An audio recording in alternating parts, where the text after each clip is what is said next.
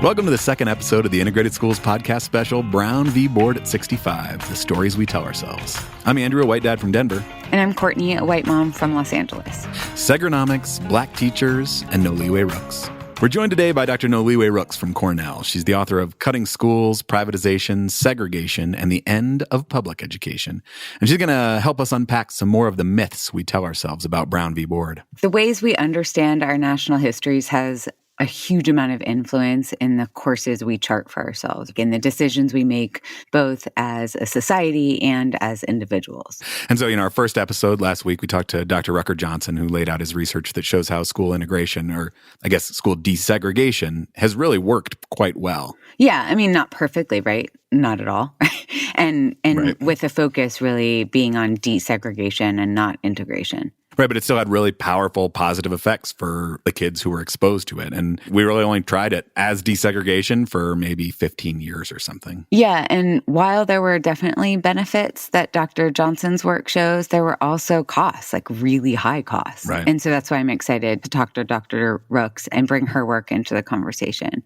Like her book, Cutting School, and her more recent research on the Black Teaching Corps, we get a much better picture of some of the costs of the way that the policies after Brown v. Board were designed and implemented. Yeah, I think she really helps us highlight a number of these other myths, the stories that we tell ourselves about Brown. Yeah, and we don't want to give it away in our little intro.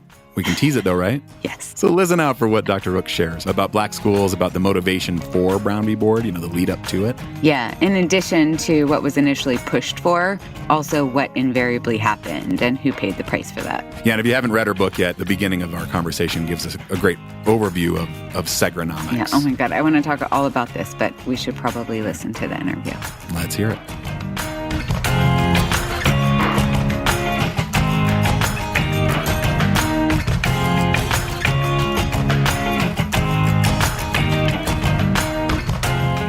Welcome, Dr. Rooks. Why don't you introduce yourself?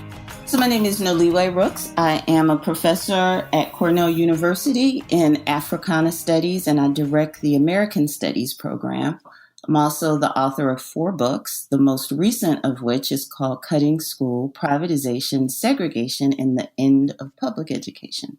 I know that our listeners would appreciate hearing a little bit about what Segrenomics is. Oh, sure. Yeah. It helps me to put it in context where the term came from. I found myself in 2009 trying to answer the question of how the various bedfellows, for lack of a better word, were intertwined, the intertwined relationships that seemed to have a hand in shaping public education in 2009. The philanthropists, hedge fund folks, college students, politicians. Right. So like all the people who are driving decisions around education, making change in education, like how did they all sort of find themselves in the same boat? Yeah, I was looking at this and kind of going, why are you all most of you who have nothing to do with public schools, your children didn't go to public schools, you didn't go to public schools, you don't live in neighborhoods with these bad public schools, why are you trying to do this? And I recognized I was trying to figure out where the moment was where this started. I honestly thought I was just going to kind of go back to the 80s or the 70s. But I kept going back farther and to the beginning of public education or state finance, compulsory public education in the United States, which is the post-Reconstruction period following the Civil War. And when I got back there, I recognized there were the same relationships. There were these business people and there were these philanthropists and earnest white people, although then they were evangelical religious people, not college students, but still earnest. But they were very earnest, about wanting to fix this problem of education for Black children in the rural South. But while being a little surprised that those relationships were not a 21st century phenomena, I also recognized throughout that research a thread where you always had these groups proposing solutions for children of color, poor children, that looked absolutely nothing like what they wanted for their own kids, but that provided huge kind of profits in various ways for the businesses that they represented. The short way of putting it is segregation has always been really profitable for some people. And so that thinking about segregation and economics and the profit potential in it and the numbers of businesses that actually get proposed that wouldn't exist, like their business model does not work. If you fix the problem of high levels of economic and racial segregation, they're out of business. There's a long way of saying I stuck together segregation and economics and came up with Segrenomics. So it's basically the way people make money off of keeping us apart. Yes, exactly. For me, at least, it provides an explanation for why it's been so hard in education and in other parts of American society. Why, despite moments when we have all this vigorous effort around fixing this, around saying this educational segregation is not working because resources are not being shared in a way that are helping the least of these. In fact, what keeps happening is the more wealthy communities get to hoard resources in these moments where we sort of say, we're going to fix this segregation. I think one of the things that's really interesting to me about your work is the financial piece of it. You sort of make that link, the financial incentives to keep these things going. Yeah. For certain segments of the society, there's always been this kind of link between the ability of businesses to make money. So like if you wanted a Black school, you had to go through getting matching funds and selling all your possessions in order to raise money so that, you could prove that you weren't taking a handout as a community, but that you had self-reliance. And there's a whole big rigmarole. You have to deed your land. You have to find some land before you can build a school. White people cannot build you a school. It is illegal to use white money to build a Black school. So Black people have to build their own school. And then you have to deed the land where you're going to build your school in perpetuity to white county officials so that they are benefiting, from Black education. They now have some land that is theirs. And then you have to go find all the materials yourself. And then you have to find the labor to build everything. And then after all of that's done, you can actually have a school, but it can only be vocational education. You can only be taught how to do trades. That was the condition for poor Blacks to even be educated. And that is consistent. That's consistent with poor whites as well. I do make the point that there's some overlap with just how we treat poor people. But for poor whites, they want them to all be farmers. So most of the educational thing, if you're going to educate poor white people, it was some kind of farming. That was it. And then poor Blacks are just all kinds of vocational stuff. But the point is, it was lucrative to all kinds of businesses. County officials are getting money. You're double taxing Black people's white money could not be used to educate Black children, which meant that Black communities that wanted education had to pay a double tax. They had to be taxed once for the education of white kids and then to turn around and pay an extra tax if their kids wanted to be educated. So those are state and local entities that are benefiting from this kind of undereducation. And it just continues apace. And I think that is one of the most surprising things to me about this work is when you look and if you follow the money, how often undereducation is a growth market, is got market potential, is enriching all of these businesses. And it's always about educating these populations in ways very different from the ways that we educate the children of the wealthy. You do not have wealthy kids being pushed into anything that looks like vocational education. It's like, oh, let's give them a classic education. They need to speak Greek and Latin and blah, blah, blah, because it's going to make them citizens and it's going to make them human and their humanity will allow them to do all these other things. That's never what we say about poor kids and kids of color. It's always like they need to be trained in very strict, very narrow, very particular ways. Can you sort of run that through line all the way through to today, these sort of financial incentive to maintain the current levels of segregation and sort of who benefits from it? The big model for educating kids who are in vulnerable communities, have to do with vouchers, charter schools, cyber education. So in many rural and urban school districts, Folks are like, let's just not have to worry about decrepit schools or hiring quality teachers and doing a whole bunch with benefits that's bankrupting the municipality. Let's just do cyber education. We will purchase these companies that are generally for-profit companies, privately owned and run.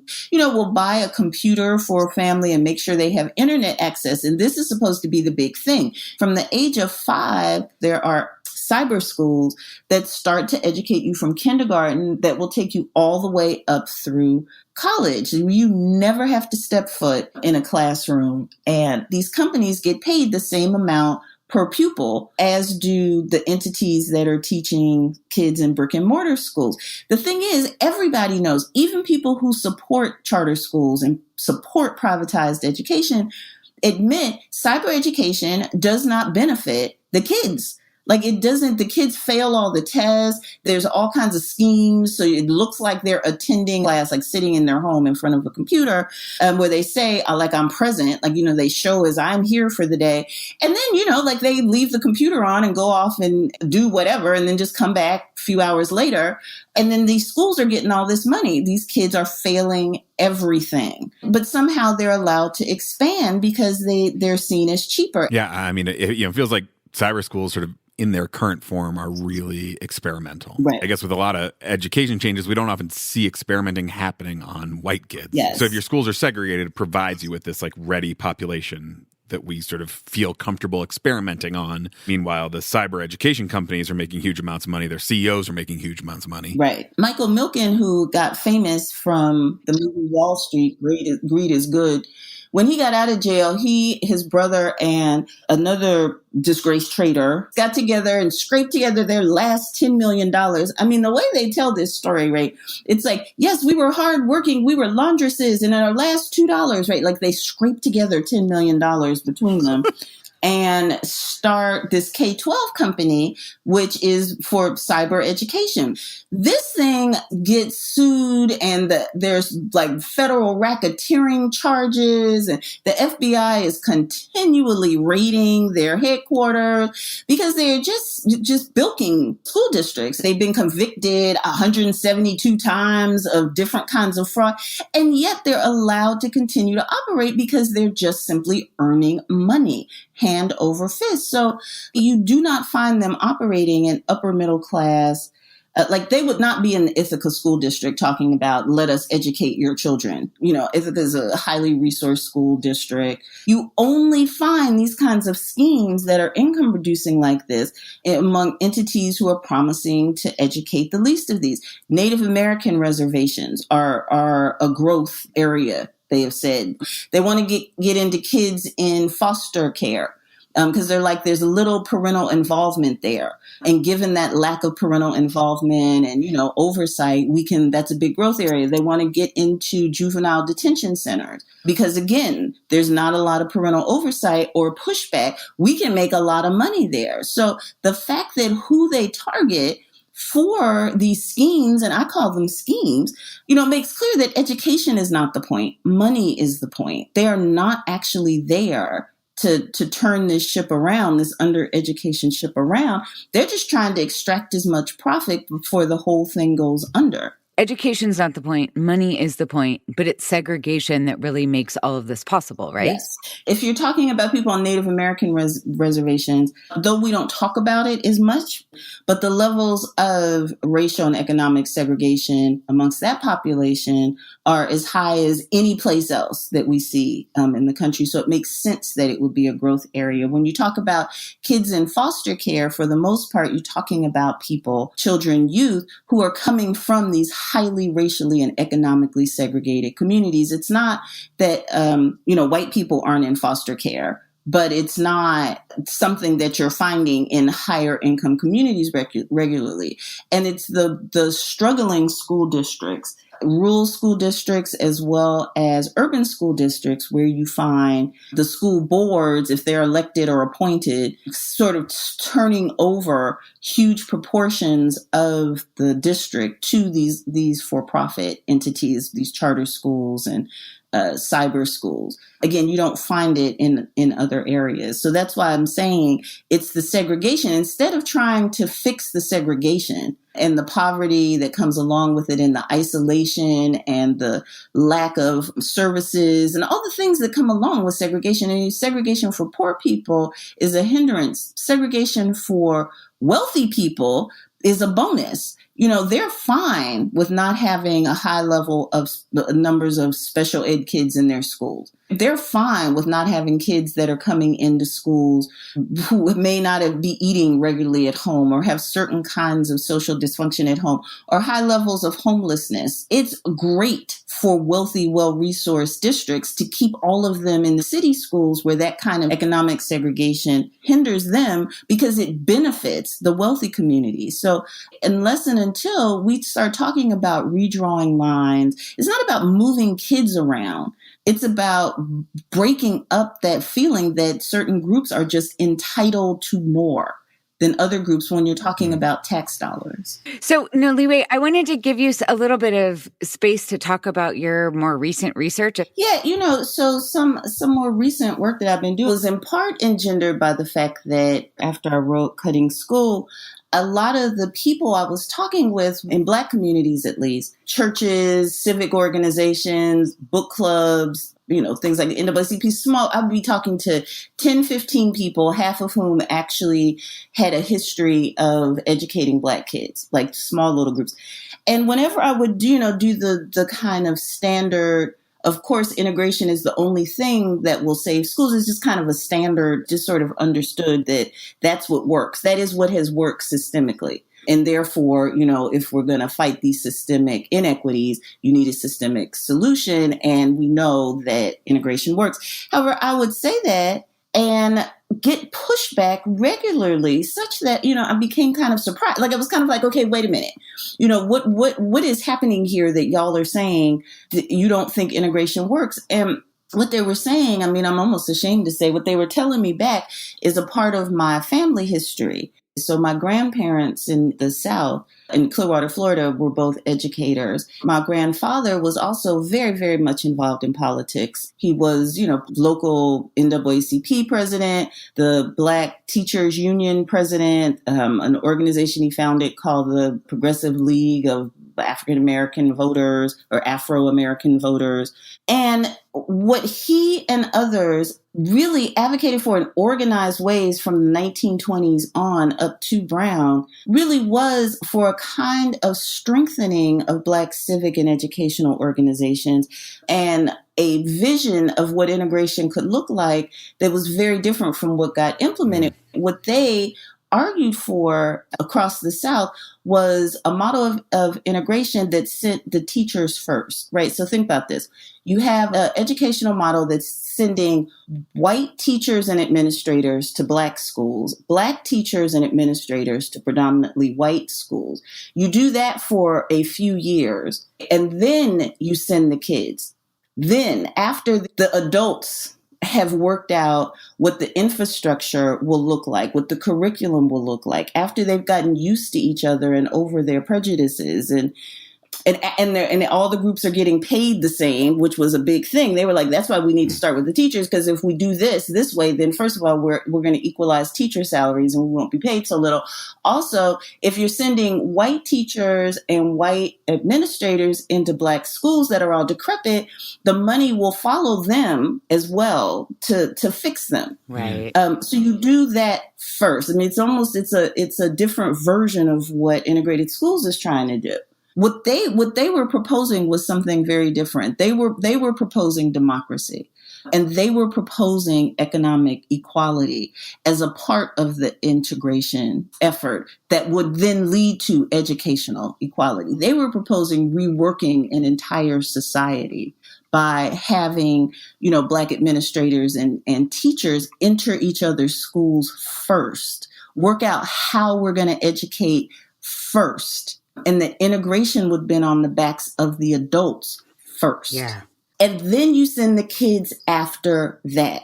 Instead, of course, what happened is the Black schools and Black teachers all got fired. How is it that these master teachers of Black kids, who are legendary in most people's memory, What you hear about are these teachers who were able to educate with little to nothing kids from all kinds of economic backgrounds in Black communities to the highest levels that white society would allow them to rise to. So, the doctors, the lawyers, like they're all coming through Black communities. They're all coming through Black teachers. Like, how is it that those people would say what is in their best interest is to send these children into hostile white environments? My grandfather would tell stories regularly about the house being shot at, crosses being burned on the lawn, public intimidation. These folks knew exactly who the enemy was, exactly the lengths that they would go to. How do you decide that you're going to send your babies to those schools by themselves? And the fact that I never stopped to ask the question that way, what was going on behind the scenes? What were they thinking that this was their strategy? Because it doesn't make sense in a way. And it's certainly after you see the first scenes of the Little Rock Nine, and is one of the first spaces where the integration test really took place, and you had a year of hell. And if Black people had to have heard the stories about what those children went through, where acid is thrown in their face, people are throwing dynamite down the stairs at them. They're being physically attacked by teachers in the hallway in front of these soldiers. As those stories are going around Black communities of the lengths that white people are willing to go to in the school where it's hand-to-hand combat, in what universe do you decide to send your children there?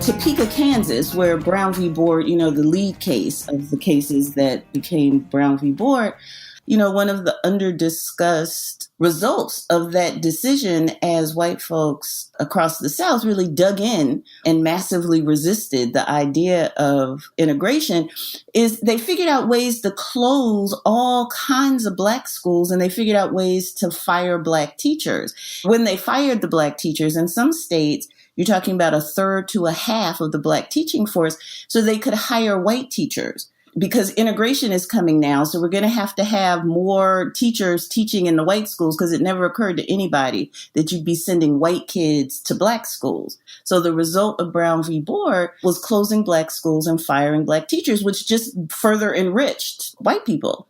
I think there's this idea that the white people had the great schools, and so the people of color just wanted access to them, and that was sort of the, this like desperation for good education was where all of the impetus for Brown came from, and I feel like that's not exactly right. You even had Linda Brown's parents where they're saying, we didn't have a problem with our schools. Our teachers were amazing. The Black teachers at the school she would have gone to, I went to that school. My husband went to the school. We think that it was first-class education. They taught you to withstand everything. They taught you to love yourself. They taught you about who you were in ways that help you progress. They were strong teachers. We just didn't want to have to cross all these streets. Like it was a transportation issue, not a quality of school issue for us. And in the aftermath of Brown and in the oral histories, they're almost lamenting, or her mother is almost lamenting, that we did something to dismantle. Like 80% of the teachers in that school that she's talking about got fired.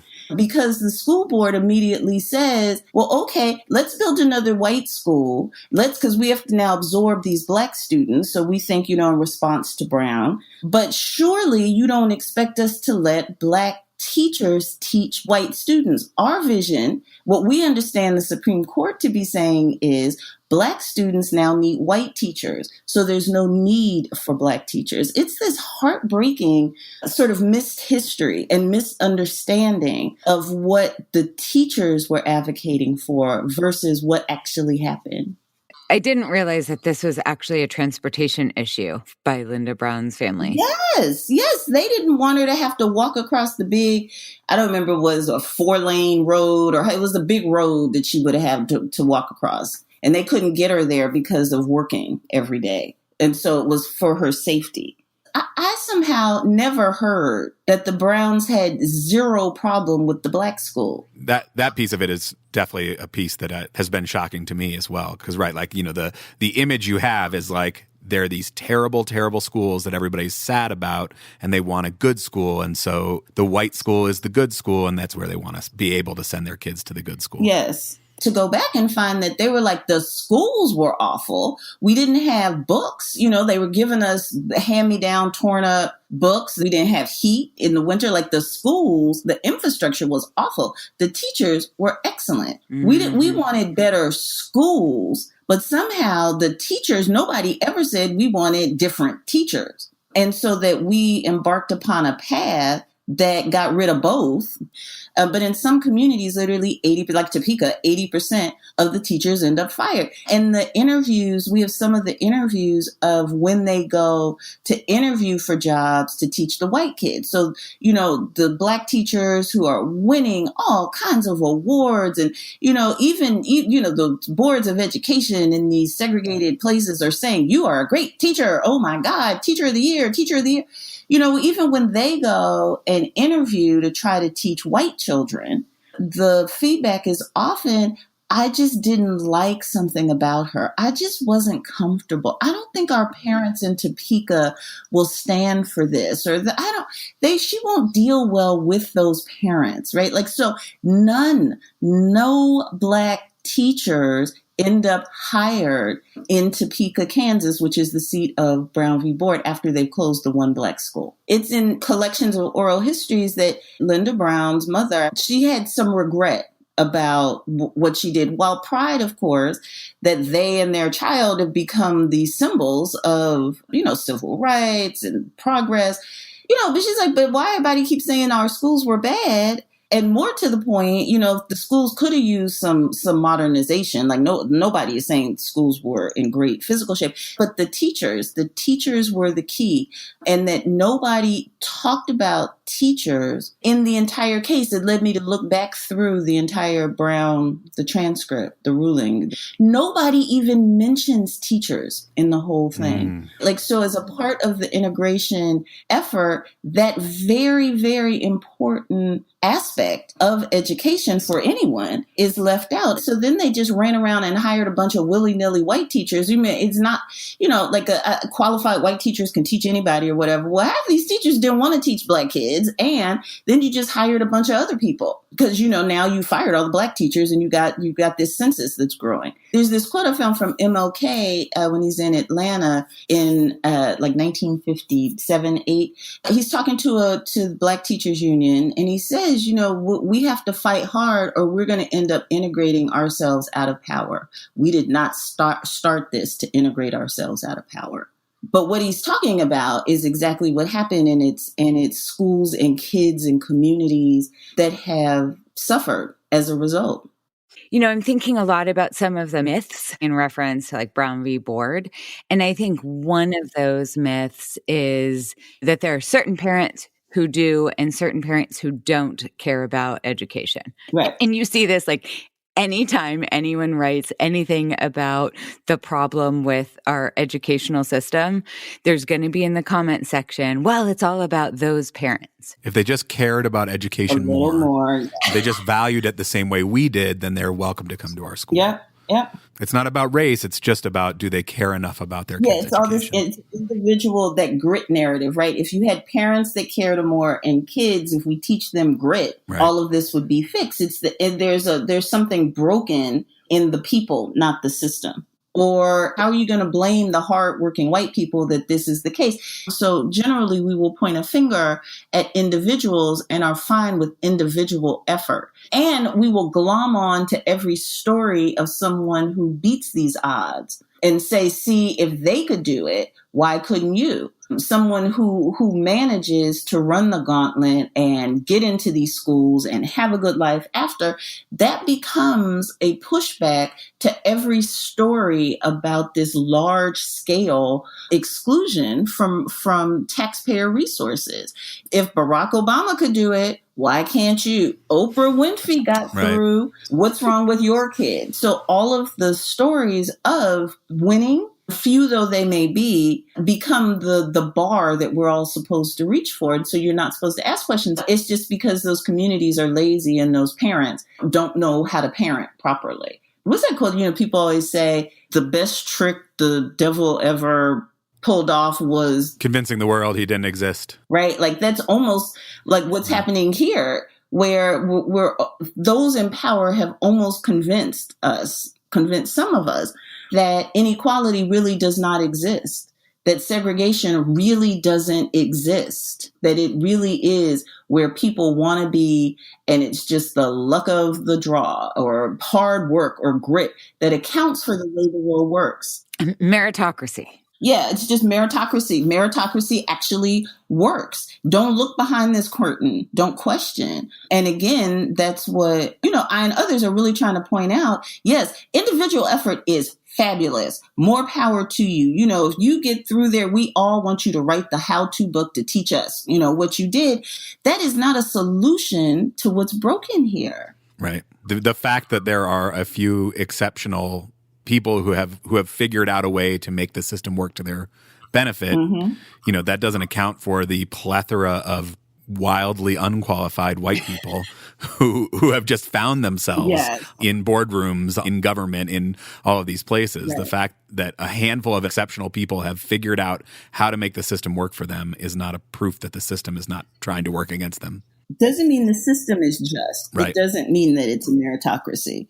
What white parents are willing to do, or wealthy parents, I want to say mostly white parents, but wealthy parents are willing to do to ensure that their kids get what they believe to be the best of everything, the lengths that they will go to keep out anything that they believe might in any way damage the psyches or the futures of their children. That's the legendary story, like really. So I think that's interesting, right? Like, what is this popular narrative? What you're saying is that these pieces of history are really hidden.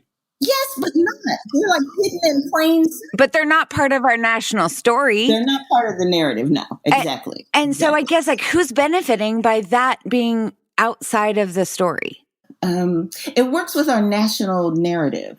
Yeah. And with wanting to demonize a region of the country, people offer the other pushback I get regularly when I want to talk about this, but people are constantly like, the North was as bad, the laws just weren't written, just not just written in. So, white people in the North just sort of picked up and left areas or went to neighborhoods so they could have majority white schools. You end up with majority white schools with all the resources and black schools without them in the North as well as the South, with or without the sanction of law.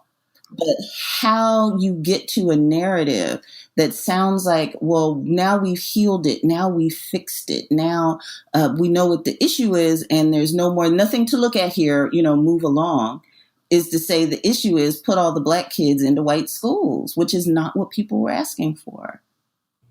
Along with these sort of misguided narratives that we've been told, certainly that I've come to understand, one of the ideas is that this wasn't a problem in the North, that because it wasn't so blatant and written into law in the North, I wonder if there was a piece of that allowed people to say, here are these racist laws in the South. Right. We've overturned those. And so now everybody can do it like we do in the North. Yes. But then the North is the exact same thing, just without the laws. And the thing about the North, so in New York City, which is a constant state of how can we racially segregate our schools, the largest civil rights demonstration ever, 400,000 people get together to march asking for integrated schools, like a plan to integrate New York City schools.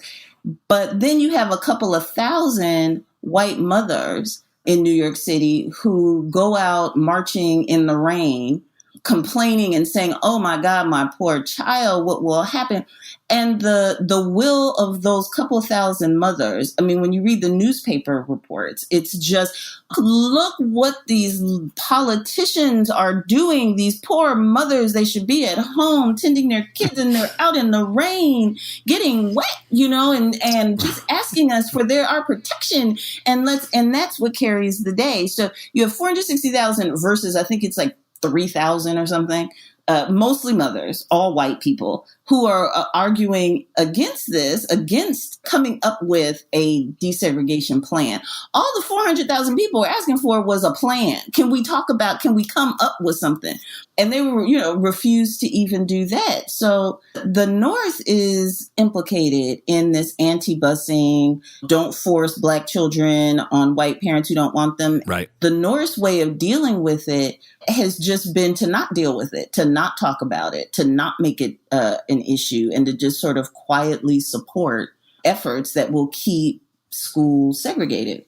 Yeah, I think euphemisms are a really powerful way to avoid. Yes. It's like when we're talking about busing or parenting, we don't have to talk about racism or. Yes, exactly.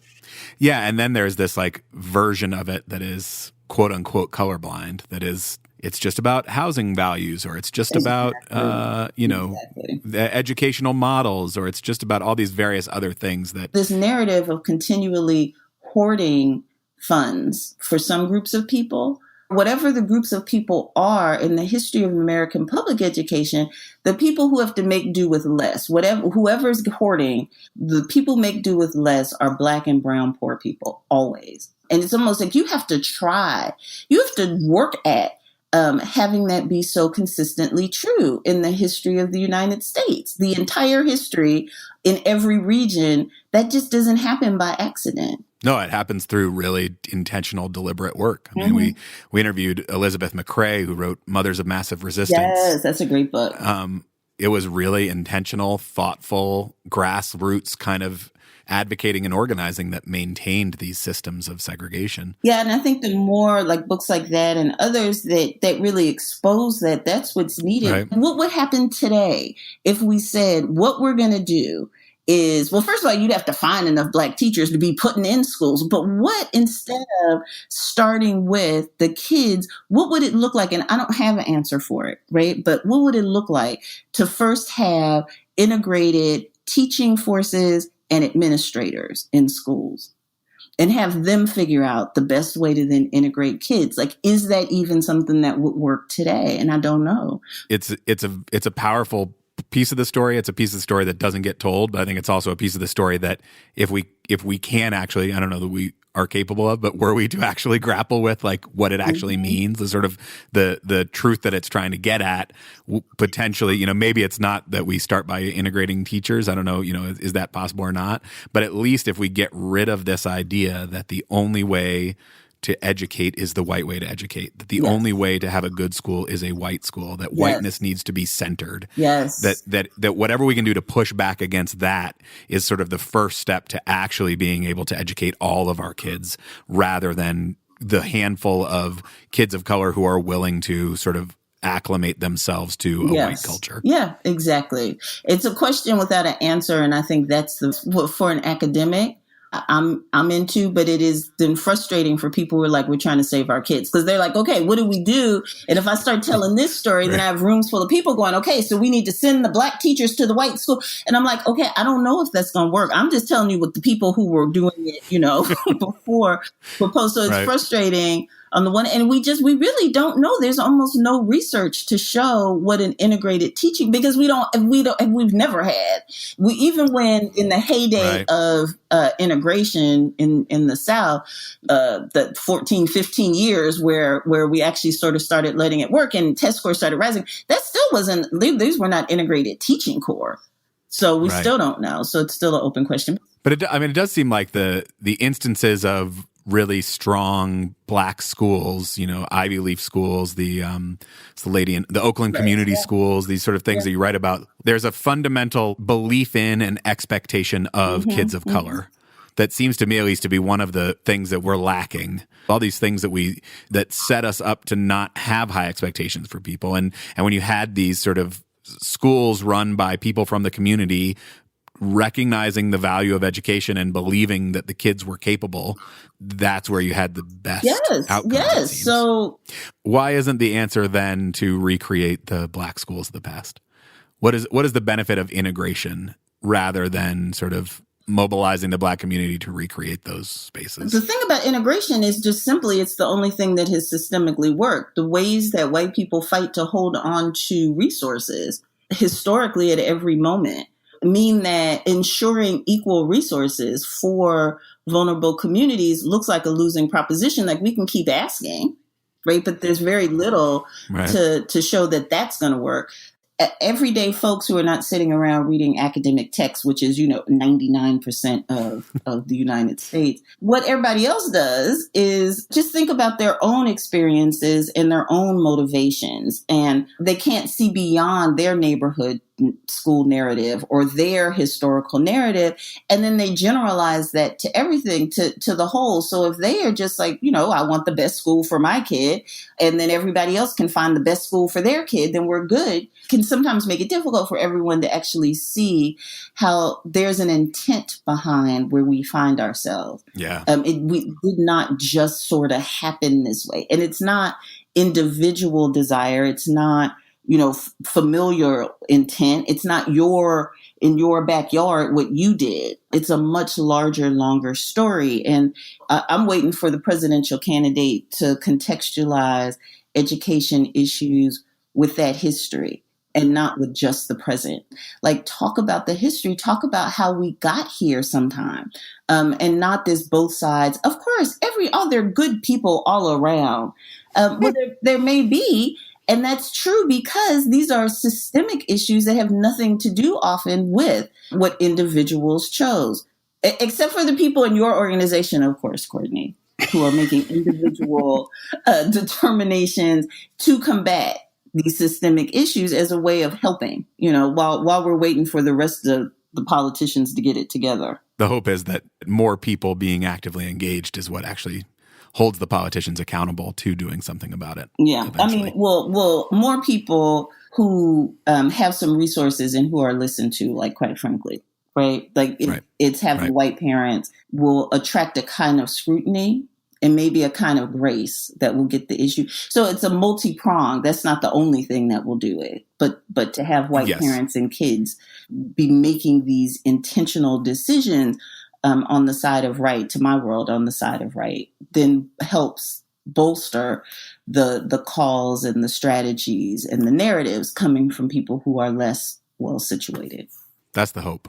That's the hope. That's the dream, for sure. Yeah. For sure.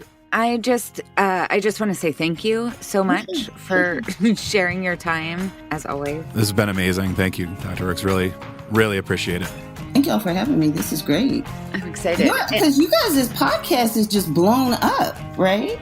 It's good, Noliwe. It's really good. Yay! You got to be kind of proud. Shocked, for sure. Seriously? Like, really? Like, were you surprised when thousands of people started downloading things? Yeah.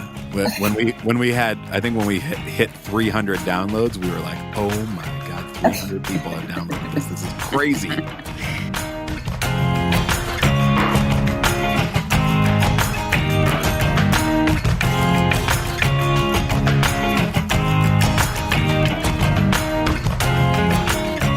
Dr. Rooks was really great.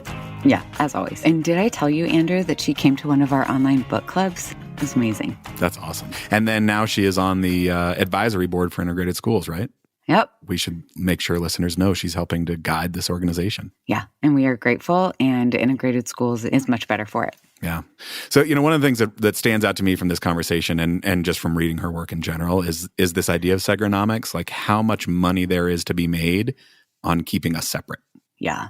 And while often this is like incredibly nefarious, it's also really cloaked in this like well-meaning sounding for the kids stuff, right? When she was talking about the nice white college students, I was thinking about all the ways that well-meaning white people with all these good intentions can do real harm. Yeah. The idea of helping sounds really wonderful, right? But it can be incredibly problematic. Yeah. So, this isn't like do not help admonition, right? But I think we really need to be mindful of the fact that impact matters and matters more than intent. And so she had me thinking a lot about the white savior philanthropy complex and how, this works to kind of cement in narratives around who needs help, who is able to help. And of course, the fabulous Facebook pictures of doing the helping that gets your aunt from Omaha to like talk about what a wonderful person you are. Right. Yes, that's definitely real. And that happens right alongside of the sort of more nefarious forces that we can point to. And I think, in many ways that sort of provides cover for those more nefarious forces. The money in segregation is just mind-boggling. That's I'm just struck by that, and I think it relies on this narrative that communities of color A, don't care about education, B, don't know how to do education, and therefore need some sort of saving. Yeah. And then, like Dr. Rooks shows, the history of how communities of color have had to work exponentially harder to get dramatically less. Right. Paying their taxes for the white schools and then paying another set of taxes for the privilege of their own schools that just went right back into white coffers. Yeah, and all the while ignoring the stated goals of Black teachers. Yeah, that piece was really interesting, right? Starting integration with the teachers. Like, you can imagine we would be in a very different world if we had done that instead of firing all the Black teachers and maintaining this white-centered school system. Yeah, I mean, it's no wonder that for a lot of communities of color, school desegregation has had some incredibly negative connotations. Yeah. And again, I feel like it's not as much as the what of desegregation, but the how of design and implementation. Yeah, I mean, I think the lesson here, the sort of new story that we can tell is that for school integration to work, we have to approach this work in a way that doesn't rely on white normed ways of thinking. Integration has to be about creating spaces that welcome and value everyone. And that's a piece that we've just never really done. And I think we've never really done it in part because of these stories that we tell ourselves. Yeah, that piece is really important. There was always and still continues to be intent behind where we find ourselves. The system is working as it was designed to work, right? This is no accident. This is no throwing up of our hands and saying, well, our neighborhoods are segregated, so it's just how things are. Right. Stories like that erase intent, and that kind of erasure really makes it difficult to do anything different. Yeah, I mean, I think the anything different that we'd like to do is to know these stories, is to keep them in the forefront of our consciousness, and then use that to make corrective efforts, right? To try to improve things both at the policy level, but also at the playground level, at the individual choice level. Yeah, and so at this point, when we have very few truly integrated schools and where policy for school integration and educational justice is being undermined at most every turn, there really are things that we as individual parents can do, like desegregate our kids and integrate our families. Right. Do our homework and know these stories. And we want to thank all of you who've made it possible for us to share these stories. And all of you who are about to. That's right.